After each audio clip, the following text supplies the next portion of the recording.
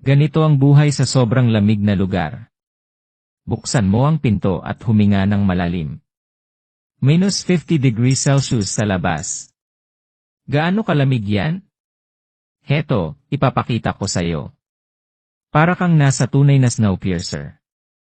At hindi pa ito yung pinakamalala. Nagyelong tissue. Walang kaso. Pero baka magyelo ang puwet mo. Pati yung aso sa kalsada, hirap na hirap. Ang 4 na gulong, nagiging 2 nagyelo. Gusto mo ng malamig na tubig? Pisilin mo lang.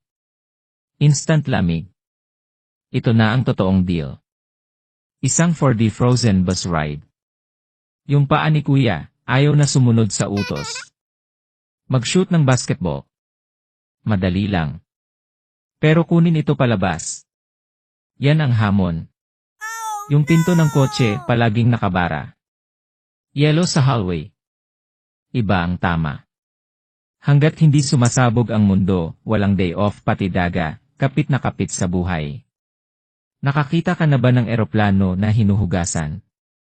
Pero nakita mo na ba ang nadi-ice? Hanapin ang kotse mo. Parang swertehan araw-araw.